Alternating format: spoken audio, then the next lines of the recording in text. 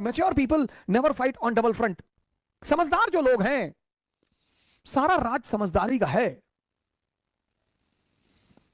इसीलिए तो राम जंगल जा रहे हैं, तैयारी करनी है।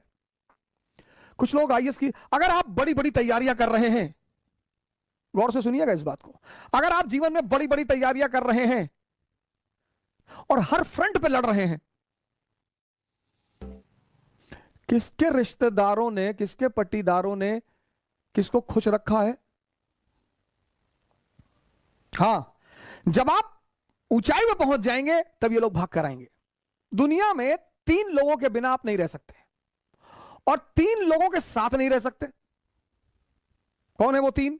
पहला है आपके दोस्त, दूसरे हैं आपके पड़ोसी और तीसरे हैं आपके रिश्तेदार।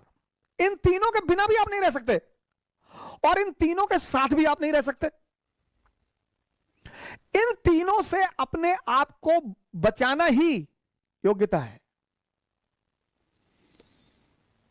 आप उठे समस्तीपुर से, बैग उठाए, किसी को बताया ही नहीं कि आप आईएएस की तैयारी करने जा रहे हैं, बताया ही नहीं, आपने चर्चा ही नहीं की। अगर किसी ने पूछा कि दिल्ली जा रहे हो, हाँ वो इन्फो जॉब लग गई है, ऐसा ही जॉब लग गई है। बेंगलोर जा रहे हो, हाँ इन्फोसिस में जॉब लग गई है। जब तुम अपनी महत्वाकांक्षा किसी को बताते हो और तुम योग्य होते हो तो जलन पैदा होती है। यह मानवीय प्रवृत्ति, ऐसा नहीं हमारे में होती, तुम्हारे में होती, सब में होती है,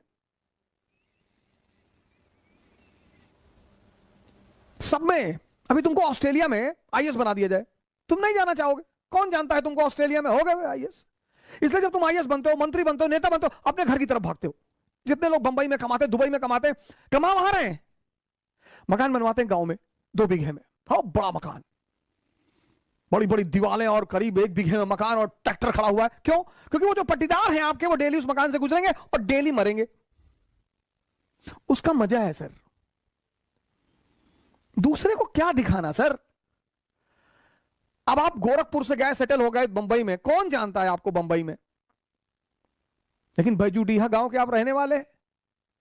वही के लोगों ने आपको गाली दी है बचपन में, चुनौतियां दी हैं, आपको ताना मारा है कि कुछ नहीं कर पाओगे, तो आपने 3 बीघे में मकान बनवाया गांव में। कोई नहीं रहता, कोई रहता ही नहीं, इतना बड़ा ताला लटका है। लेकिन पूरा गांव जब उस मकान से सामने से गुजरेगा तो डेली मरेगा कि बहुत पैसा सुकलवा कमाए, तस्करी उस्करी करता होगा। दुनिया में तुम 3 लोगों के बिना नहीं जी सकते और तुम 3 लोगों के साथ नहीं जी सकते। इनको अपनी महत्वाकांक्षा कभी मत बताओ। अगर तुम योग्य हो, ये तुमसे चिढ़ेंगे। कृष्ण को देखो, बलराम मजाक उड़ाते, सगे भाई हैं, गोरे नंद जसोदा गोरी, तुम कत श्याम शरीर, तुम्हारी मां भी गोरी, तुम्हारे पापा भी गोरे, तुम काले हो, तुम इनके बेटे हो ही नहीं। फिर बलराम एक दिन कृष्ण से कहते हैं कि ये वृंदावन के यादव लोग तुमको पीटने का प्लान बना रहे हैं। बोले क्यों? बोले तुम इनकी बीवियों के साथ नाचते हो, पीटेंगे नहीं? अरे बोले यार तुम भाई टेंशन मत लो, हम हैंडल कर लेंगे। एक दिन बारिश हो रही थी वृंदावन में और कृष्ण ने गोवर्धन पर्वत उठा लिया उंगली पर।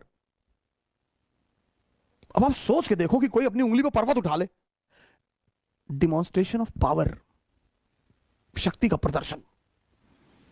तब यादवों ने कृष्ण से कहा कि देखो भैया, तुम बीवी के साथ तो नाच ही रहे हो, तुम साली के साथ भी नाचो, हमको कोई टेंशन नहीं है।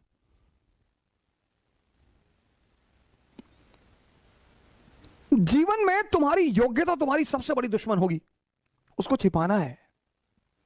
98% लाना योग्यता नहीं है। वो सेल टैक्स कमिश्नर थे लखनऊ में, सुसाइड कर लिया, 2-3 दिन पहले की बात है। योग्यता है इस दुनिया को हैंडल करना। एक साहब है हमारे मित्र, कहते हैं तुम नौजवान क्रांति चला के सबको बचा लोगे। हमने कहा हम तो बचा लेंगे। नहीं नहीं, तुम्हारा क्या मकसद है कि तुम कोरोना से कोई मरता नहीं है? कि मरते तो लोग टिटनेस से भी है।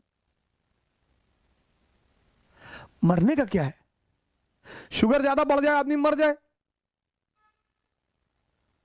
दूध ज्यादा पी ले डायरिया हो जाए मर जाए।